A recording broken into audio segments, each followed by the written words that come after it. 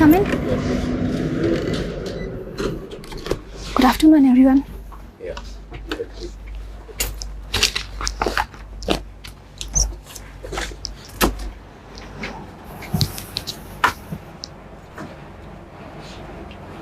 Thank you, sir. Please take a seat.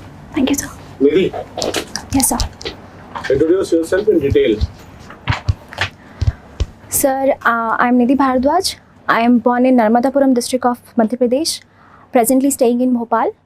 I have done my schooling from various schools across UP and then my graduation from HCSITS Indore. After that, I worked for 2.5 years in an automobile company and then I'm preparing for civil services examinations. Anything else? I consider myself as a hardworking and dedicated person and courageous, and my hobbies are astrology and writing. Astrology. Yes, sir. And second one is? Writing, sir. Expressive writing. Okay. Writing and expressive writing. Yes, sir. इसमें क्या difference है basically हम देखना चाहेंगे? Sir, writing में हम किसी भी प्रकार से अपनी बातों को व्यक्त कर रहे हैं, वो उसके बहुत सारे माध्यम हो सकते हैं कि हम कई बार सिर्फ रिपोर्टिंग के अनुसार लिख रहे हैं या आंसर राइटिंग में लिख रहे हैं। एक्सप्रेसिव राइटिंग में हम अपनी भावनाओं को बहुत ही डिटेल्ड तरीके से प्रेजेंट करने की कोशिश करते हैं, क्या सोच रहे हैं, जिससे हम जो कहना चाह रहे हैं उसकी वैसी ही छवि सामने वाले व्यक्ति के मन में भी बन पाए भावनाओं से। कोई एग्जांपल समझा पाओगे कि ये एक्सप्रेसिव राइटिंग सामान्य राइटिंग से कैसे अलग है? अगर मुझे सामान्य राइटिंग में लिखना है तो कि मैं एक व्यक्ति को देख रही हूँ, जब मैं उसकी भाव भंगिमाओं को, उसके आचरण को, उसके चेहरे से जो मुझे उसकी जिज्ञासा या शांत या जो भी भाव मुझे महसूस हो रहा है, मैं उसको भी पूरी तरीके से प्रदर्शित करने की कोशिश करूँगी, तो वो एक्सप्रेसिव राइटिंग में चला जाएगा। उसमें कई बार मेरा जो उस व्यक्ति के बारे में एक प्रिजम्पशन बन रहा है उसकी भी झलक देखने को मिलती है, तो पर्सनल एंड पर रहता है वो। आपने आज कुछ समाचार पत्र पढ़े, अंग्रेजी, हिंदी या न्यूज़ वगैरह से अवगत हुई क्या आज? सर, आज का समाचार नहीं देखा है, सॉरी। कल निर्वाचन आयोग ने जी सर 1947 के पहले की एक पार्टी का राष्ट्रीय दर्जा समाप्त कर दिया। जी सर। 1947 के पहले ले गया मैं आपको, है ना? जी सर। बात समझे, ये स्वतंत्र हुआ था, है ना? जी सर। कौन सी पार्टी है जिसका राष्ट्रीय दर्जा ही समाप्त हो गया? बड़ा आश्चर्य हुआ। सर, नेशनलिस्ट दो पार्टियों का उन्होंने किया था, एक टीएमसी था और एक एनसीपी था। ये तो 47 के बाद की है, मैं 47 के पहले की पूछ रहा हूँ। सर सीपीआई है, ये ध्यान रखना। जी सर। है ना? जी सर। कब की पार्टियां थी? 1940 के टाइम के पहले की है। बाकी सब बात की बातें हैं, जी सर। ठीक है ना? जी। अब बताइए, जो सीपीआई है मतलब communist party of India, communist party, इसका वर्तमान में शासन कौन से राज्य में है? सर, ये अपने उत्तरी छोर में जो वेस्ट बंगाल और जो बेल्ट है वहाँ पर इसका है। गलत हो गया, है ना? जी। उत्तरी में तो वो ममता बनर्जी, जिनका राष्ट्रीय दर्जा समाप्त हो गया। जी। और नीचे चले जाओ, एकदम नीचे आखिरी में, लास्ट में। सर, तमिलनाडु। उसके बगल में तमिलनाडु में तो फिर वो AIDMK है। हाँ, फिर नॉर्थ ईस्ट की तरफ जाना है। कहीं भी जाओ, दक्षिण में नहीं गई पूरी तरह से, और दक्षिण में केरल पार्टी है। अब आप है ना, ये ध्यान रखना है ना? जी सर। एक ही मात्र पार्टी बची है, वो सॉरी राज्य बचा है जिनको उनके पास है, जबकि उन्होंने 90 साल तक शासन किया। मैंने इसलिए बोला कि राष्ट्रीय पार्टी का दर्जा खत्म हो गया। जी सर। जो बात हुई है उनसे कोई लेना देना नहीं। जी सर। तो मैंने इसलिए आपको बोला कि आप डिप्टी कलेक्टर बनेंगी, जिले के प्रशासनिक ओहदे पे आएंगी, तो आपको दैनिक समाचार पत्र और समाचार से अवगत होना जरूरी है। जी सर। ठीक, सवेरे पेपर आया, आपने चाय वगैरह पी, तो आप पेपर में देखेंगी, ठीक, और जहाँ के आप SDM हैं, जिला कलेक्टर में या जो भी है, तो मालूम पड़ा कि जो है आंदोलन हो गया, नल नहीं आए, आंदोलन हो गया, कचरा नहीं उठा, आंदोलन हो गया कि जो है PDS की दुकान कई दिन से नहीं। तो ये जानकारी आपको कहाँ से मिलेगी? समाचार पत्र से। तो आप उससे तत्काल अपनी व्यवस्था, जो कलेक्टर का 10 मिनट बाद फोन आ जाएगा आपके पास। जी। तो कलेक्टर साहब को क्या बोलोगे कि मैंने पढ़ लिया है, मैं भी सुनिश्चित कर रहे हैं। इसलिए हमको समाचार पत्र से नियमित संपर्क बनाना जरूरी है। जी सर। कल मैंने आपको प्रशासन के बारे में और शासन के बारे में बताया था। थोड़ा सा शासन और प्रशासन के बारे में मुझे बता दो, क्योंकि आप भोपाल में हैं और इन्हीं में पदों में आना है। पर इनकी थोड़ी सी जानकारी आप बता दो, जो इतनी आपने प्राप्त कर रही हो। सर, सरकार में शासन और प्रशासन दोनों आते हैं। हम जिस पद की तैयारी कर रहे हैं वो प्रशासन के अंतर्गत है। उसको जब शासकीय कार्यभार मिल जाता है तो वो शासन का पार्ट भी बन जाता है। जो सचिवालय है वल्लभ भवन, वहाँ पर प्रशासन के ऑफिसेज हैं। जो ओल्ड सचिवालय है वहाँ पर इस समय जो डिस्ट्रिक्ट जिले में आप पदस्थ हो जाएंगी, हाँ, वहाँ का है ना, वहाँ का है, वो डिस्ट्रिक्ट का एडमिनिस्ट्रेशन रहेगा। कोई दिक्कत नहीं सर। है ना। अब आपका जो लोक सेवा आयोग में जब आप जाएंगी जी, तो आप चयन की प्रक्रिया के आधार पे आप डिप्टी कलेक्टर बनेंगी या निर्वाचन के आधार पे आप बनेंगी? क्या कौन सी पद्धति रहेगी? सर, जो मध्य प्रदेश कमीशन है ये सिर्फ मुझे रिक्रूट करके भेज रहा है। मुझे जो पदस्थ करना है वो सरकार नहीं, वो छोड़ो, नहीं, मैंने तो आपकी प्रक्रिया कौन सी रहेगी, चयन की या निर्वाचन की? निर्वाचन की। निर्वाचन आप विधायक बन रही है क्या आप? सर, इसी चयन आपकी प्रक्रिया क्या रहेगी? चयन की। आपको पीएससी बोर्ड आपको चयन करेगा जी, जनता चुनाव नहीं करेगी, वो बात एक सब्जेक्ट अलग हो गया। जी सर, जी और सर। यहीं पे आपको जो है जनता का मतलब शासन का काम करना है, ठीक जी, तो इसी पे थोड़ा सा ध्यान रखना, बाकी आपकी नॉलेज ठीक। जी सर। आपने अपना एजुकेशन है ना yes sir, till 10th army school से किया है, यस सर। तो आर्मी स्कूल्स के बारे में मतलब जनरल स्कूल्स और आर्मी स्कूल्स में क्या अंतर है? What is the difference? Sir, Army schools are being run by Army Welfare Education Society. It has more than 100 schools all over India. So the major difference that we have a lot of more exposure as compared to other schools because of our pan-India presence. At the same time, the amount of emphasis that we give to discipline and pedagogy is more than the other schools. Also, we have a kind of more collaborative approach while we are studying there. What sort of collaborative? Sir, what I have seen is we are more towards the collectivity of situations. For example, the amount of please give me a minute to frame this. For example, after our lunchtime, we are supposed to clean our own grounds every day, and irrespective of whether you are on class 1st student or a class 12th student, every section has been given this opportunity that you have to clean the places. And we have NCC in our schools. We also have training programs so that children can from there can go to Sainik schools or join NDA. So these things are different. I'm not seeing. So that's what my next question is. Yes, Why sir. didn't you go for? Because there are a lot of opportunities now available Yes, for females yes sir, in armed forces. yes So sir. why don't you? Why you're not inclined towards that? Sir, I'm Now, very NDA to carry now age is over. yes sir, Now, for CDS or any other yeah, entry point, yes sir. why not apply? Sir, I was really inclined towards joining the armed forces. Being there, I have experienced it firsthand. The age limit for armed forces technical entry is 26 years. I was working since I was till 25 years of my age. I tried for 1 year. I gave SSP, but I was conference out there, and I went for Air Force services also. But again, I was conference out. So what was your learning till the conference? You read the conference Yes, sir. level. What were your learnings? Why you were conference out? Have you done that self-analysis? Yes, sir. My learnings in that 5 days program were immense. The amount of teamwork that we have done and the qualities that came across in this process when we have, command task and other task. My learning that why I couldn't do it that well. One should be I was not that much physically fit that time. I accept it because I was not able to do the physical task in the given 3 minutes time. My out of 10, only 7 tasks were done. Second, during my interview, I think the board recognized me as a more of emotional and sensitive person than being a strong-headed person. For Army, the requirement and standards are different from civil services. So I think that was one of the points where I lagged. Okay. Whom do you admire in the army? Whom do you admire? Or whom you can say this is an ideal? Because your background is army. So Yes, sir. whom you admired as your leader or your ideal, Sir, ideals, there is no one particular person. I have been in contact with many people while in our unit. Presently, I can think about the Avni Chaturvedi in Air Force, and there is one more major. She is presently posted in Siachen right now, one of the highest battlefield, and she is being serving there.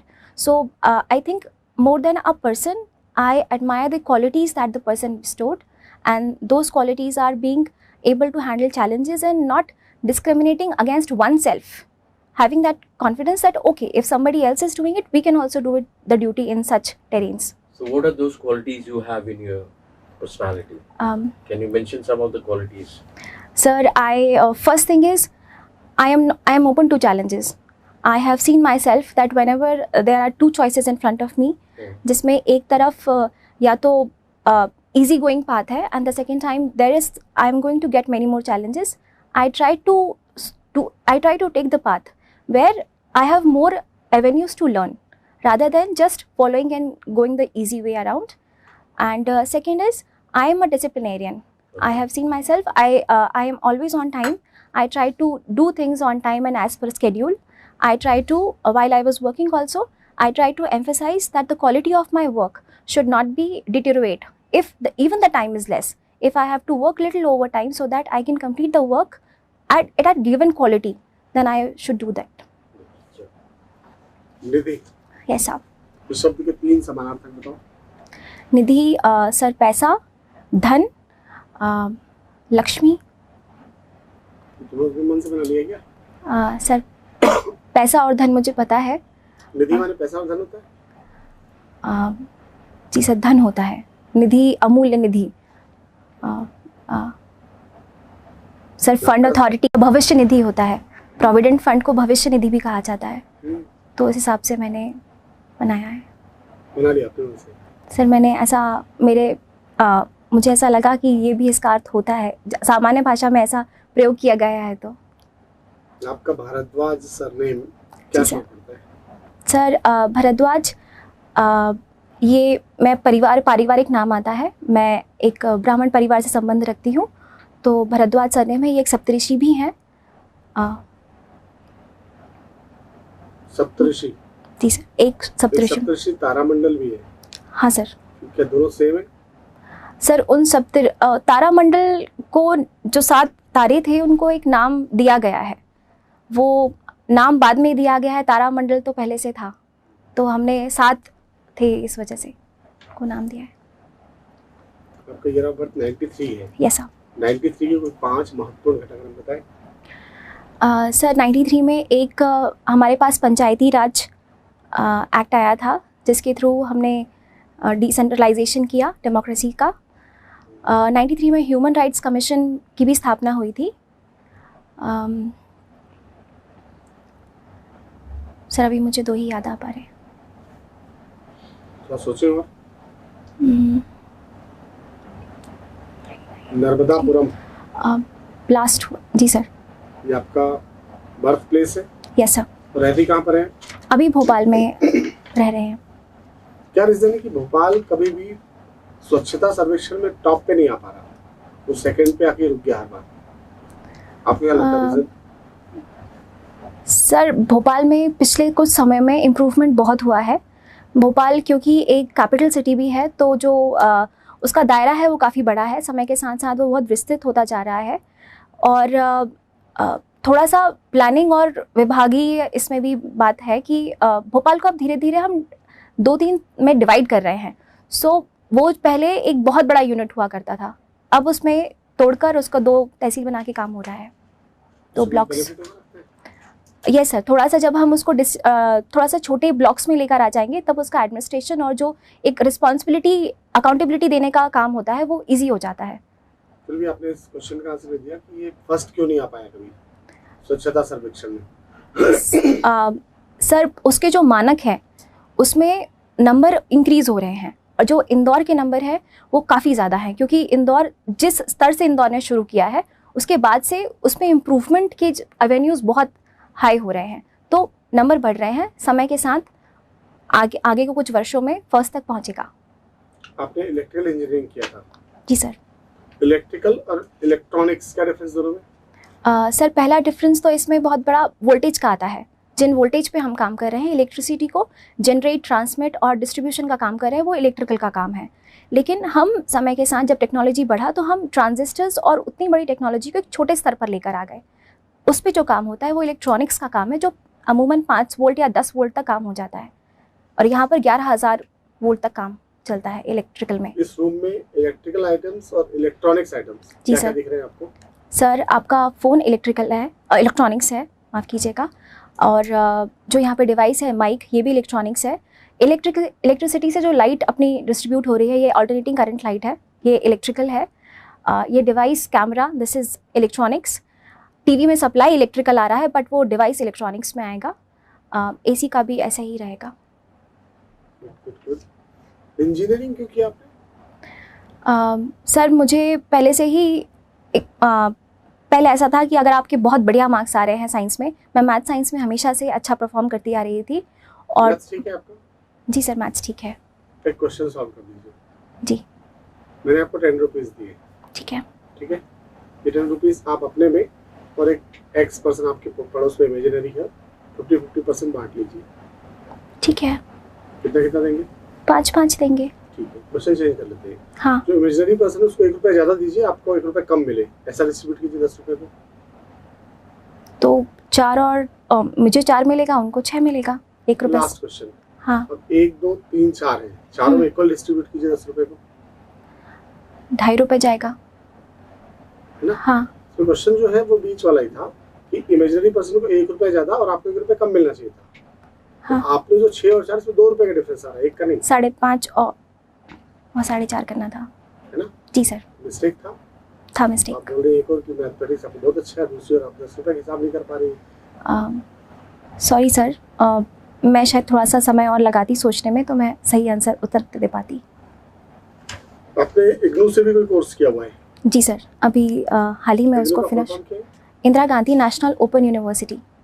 Open इसका- university, central university, normal university, deemed university, हाँ ये 4 प्रकार की universities हैं। जी क्या difference चारों में? Sir, open university state या सेंट्रल दोनों लेवल पर हो सकती है, परंतु इसमें रेगुलर कॉलेजेस नहीं होते हैं, मोस्टली करस्पॉन्डेंस कोर्स में, और इसमें आपकी एज लिमिट या सीमा ऐसी निर्धारित नहीं होती है। इसमें आपके जो कोर्सेज हैं उनको भी, अगर 6 महीने का कोर्स है तो आपको 2 वर्ष तक का समय दिया जाता है, ताकि आप एक फ्लेक्सिबल तरीके से एजुकेशन ले सकें। सबके लिए वो एक एक्सेसिबिलिटी का ज़रिया है ओपन यूनिवर्सिटी। इसके साथ में जो सेंट्रल यूनिवर्सिटी हैं वो ग्रांट्स सेंट्रल गवर्नमेंट के थ्रू आता है, और उनके कॉलेजेस पूरे देश में कहीं भी आप अफिलिएशन दे सकते हैं। स्टेट का दायरा स्टेट तक सीमित रहता है। डीम्ड यूनिवर्सिटीज़ की उनके पास ये पावर है कि वो अपना कॉलेजेस उनसे एफिलिएट होकर चला सकें, परंतु कोई स्पेसिफिक स्टेट या उनकी तरफ से ग्रांट्स उनको नहीं अलाउड होती हैं। आपने जो डिग्री की सर्टिफिकेट कोर्स किया है, जी, rural development planning and management. Rural development आपने टॉपिक पढ़ा हुआ है। जी सर। रूरल डेवलपमेंट के कोई 3 डायमेंशंस आप जिसको इम्पोर्टेंट मानती हैं, वो क्या क्या है? सर पहला है रूरल इंफ्रास्ट्रक्चर बहुत स्ट्रॉन्ग कर पाना। दूसरा होगा कि जो पीपल हैं उनका स्किल डेवलपमेंट होना, और तीसरा है कि हमें कनेक्टिविटी इंक्रीज़ कर देना, मतलब रूरल को अर्बन तक लेकर आना, रूरल एक्सेसिबल। डेवलपमेंट के लिए एक एपीजे अब्दुल कलाम साहब ने पूरा कॉन्सेप्ट दिया था, PURA। Yes sir. क्या है वो, ध्यान है? सर मुझे फुल फॉर्म तो याद नहीं आ पा रहा है, परंतु इसमें IIM अहमदाबाद में उन्होंने उसको स्टार्ट करवाया था कि आप किसी एक गांव को जैसे गोद ले लिया जाता है, आप जो अर्बन की फैसिलिटीज़ हैं या वहाँ की टेक्निकल एडवांसमेंट है, आप उनको गांव तक लेके जाएं, ताकि जो उनसे हमें पोटेंशियल मिलना है वो आप गांव में उन फैसिलिटीज़ को प्रोवाइड कर रहे हैं। अभी एक शब्द बहुत चर्चा में है, अमृत काल। जी सर। क्या मीनिंग है इसका? सर जैसे अभी हमने आज़ादी का अमृत महोत्सव मनाया है, जिसमें 75 इयर्स हो गए हैं इंडिपेंडेंस को। अब से भारत के 100 वर्ष स्वतंत्रता होने तक ये जो समय है, ये हमारे लिए एक पोटेंशियली स्ट्रांग समय है, जब हम अपने आप को एक बहुत ही बेहतर नेशन की तरफ अग्रसर कर सकते हैं। उस समय में हमको जो जो एफर्ट्स लेने हैं, चाहे वो इकोनॉमी में हो, चाहे पीपल डेवलपमेंट में हो, वो इम्पोर्टेंट टाइम चल रहा है। कुछ खास डायमेंशंस की बात की गई है इस अमृत काल को अमृत बनाने के लिए, वो क्या क्या परियोजनाएं या योजनाएं हैं? जिसको कंप्लीट कर लेंगे तो हम अमृतकाल को पार कर जाएंगे। सर मुझे योजनाएं एग्जैक्ट नहीं पता है, मैं प्रयास कर सकती हूँ कि अमृतकाल में हमको हेल्थ फॉर ऑल करना है, इसके साथ में इंफ्रास्ट्रक्चर में सागरमाला भारतमाला करना है। डिजिटल इंडिया के थ्रू हम भारत को एक भारत नेट में पूरी तरीके से फाइनेंशियली और आप गेस कर रही हैं, ये आंसर नहीं है। सॉरी पता सर, है आपको सही में या नहीं पता है? नहीं पता है सर। एस्ट्रोलॉजी आपकी हॉबी है। जी सर। एस्ट्रोलॉजी और एस्ट्रोनॉमी क्या डिफरेंस दोनों? सर एस्ट्रोलॉजी ऐसा कह सकते हैं कि किसी व्यक्ति के बर्थ के समय पर जो खगोलीय स्थिति थी, उस स्थिति से एक कुंडली बना के उसका फ्यूचर या कैसा वो व्यक्ति प्रोबेबल हो सकता है, इसका पता लगाना है। एस्ट्रोलॉजी में एक तरीके से देख सकते हैं कि पृथ्वी एक ग्रह नहीं है, बाकी सूर्य चंद्रमा सब ग्रह हैं। एस्ट्रोनॉमी में अर्थ एक प्लैनेट है, sun centre of our solar system है और उसके अक्रॉस ग्रहों का मूवमेंट हो रहा है। तो ये एक बहुत बड़ा डिफरेंस है। अगर मैं यही एस्ट्रोलॉजी मार्स पे करना चाहूँ तो फिर वहाँ पृथ्वी एक ग्रह हो जाएगा और कैलकुलेशन उस हिसाब से बदल जाएंगी, बट एस्ट्रोनॉमी सेम रहेगा क्योंकि वो यूनिवर्स को स्टडी कर रहा है। कब से स्टडी कर रहे हैं एस्ट्रोलॉजी की? सर ज़्यादा समय नहीं हुआ है, 6-7 महीने का ही समय हुआ है इसको स्टडी करते हुए, थोड़ा बहुत। एस्ट्रोलॉजी अपना हॉबी मान लिया है? सर मुझे उसमें इंटरेस्ट और क्यूरियोसिटी दोनों ही आ रहा है। मुझे ये बहुत यूनिक लगा था क्योंकि पैटर्न मैंने पहले जैसे जब मैं काम भी कर रही थी तो मैं डेटा एनालिसिस और इन चीज़ों के प्रति अग्रसर थी। वो मुझे कहा जाए कि किसी कुंडली में काल सर्प का योग है। जी सर। क्या शो करता है? इसको एक पितृदोष भी कहा जाता है। अगर राहु और केतु इनकी जो स्थिति होती है वो एक दूसरे से सातवें बैठते हैं, अगर दोनों में एक ही तरफ बाकी सारे ग्रह आ जाएं तो हम उसको काल सर्प योग बोलते हैं। इसमें व्यक्ति को पितृदोष माना जाता है कि, और फिर उसके लिए काल सर्प की पूजा भी होती है नासिक में जाकर, तो वो शांत करवाने के लिए। इसमें व्यक्ति का जो काम करना वो चाहता है वो पूरे नहीं हो पाते हैं ठीक से, ऐसा मान्यता है। कितने ग्रह हैं टोटल? सर ग्रह तो 9 हैं। इसमें कुछ ग्रहों को छाया ग्रह माना गया है। राहु और केतु। राहु उसका स्तर क्या है। किसी कंडीशन में राहु और केतु एक घर में हो सकते हैं? नहीं सर, इसका मुझे नहीं, अभी तक जितना मेरे जानकारी है नहीं हो सकते, एक दूसरे से सातवें ही होते हैं वो। चंद्रमा अगर छठवें घर में जी, तो उसकी राशि क्या होगी? चंद्रमा फिर सर लग्न में पता करना पड़ेगा कि कौन सी राशि है। चंद्रमा जिस राशि पर होगा वो उसकी राशि होगी। छठवा तो घर हुआ। छठवें घर में तो राशि कैसे निकालेंगे? लग्न की राशि पता होनी चाहिए, फिर 1-2 उसको छठवें में मैं जिसको प्लेस करूँगी तो चंद्रमा की 12 राशियाँ हैं, उसमें जो नंबर आएगा छठवा घर है, नंबर दूसरा हो सकता है। चलो, लग्न में कन्या राशि।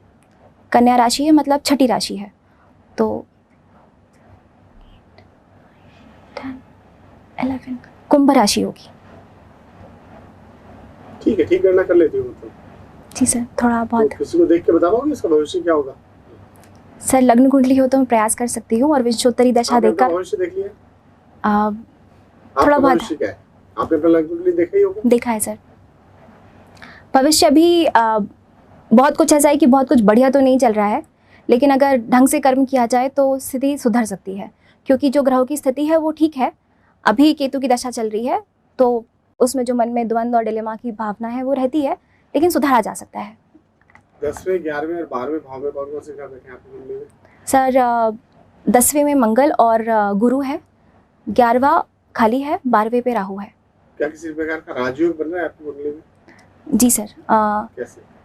सर चौथे घर में चंद्रमा है और 10वें में गुरु है, तो उससे गजकेसरी बन रहा है, और 9वें भाव में सूर्य और बुध होने से बुधादित्य है। अगर बुधादित्य योग हो तो व्यक्ति का व्यक्तित्व किस प्रकार का हो? सर उसमें लीडरशिप क्वालिटीज़ होंगी और बुध से जो इंटेलेक्चुअल है उसमें जो पढ़ने पढ़ाने या उसके प्रति जो डेडिकेशन है वो ठीक होता है। इस आधार पर मुझे लग रहा है कि आपका जो कुंडली है आपको टीचर क्यों ले जाता है, प्रोफेसर क्यों ले जाता है, प्रशासन में क्यों आना चाह रही है? सर क्योंकि मेरी कुंडली में और भी ऐसी चीज़ें हैं जो मुझे और भी चीज़ों में बेहतर कर रही हैं। मैंने खुद को ऐसा जाना है कि मैं किसी एक सब्जेक्ट में बहुत ही एक्सपर्ट होने की जगह अगर बहुत सारी चीज़ों में काम करूँ तो मैं ठीक ठाक काम कर लेती हूँ हर फील्ड में। तो मैं एक जर्नलिस्ट वाला जॉब चाहती हूँ अपने लिए भी, जिसमें रिस्पॉन्सिबिलिटीज़ भी हो, जिसमें डिसीजन लेने की क्षमता भी हो और थोड़ी बहुत एक पॉजिटिव इन्फ्लुएंस लाने का ताकत भी हो। इसलिए मैं इस तरफ आई हूँ। ठीक, आपसे लास्ट क्वेश्चन है, आपका चयन क्यों किया जाए? सर, जिन क्वालिटीज़ को ये जॉब डिमांड करती है, उन क्वालिटीज़ को मैं खुद में पा रही हूँ। इसके लिए जो प्रोसीजर है एडमिशन का, उस पूरे प्रोसीजर को मैं सही तरीके से पूरा करने की कोशिश भी कर रही हूँ और मैं डेडिकेटेड हूँ इसके प्रति। बोर्ड से कुछ कहना है आपको? मुझे इतना समय देने के लिए धन्यवाद। आप जा सकते हैं।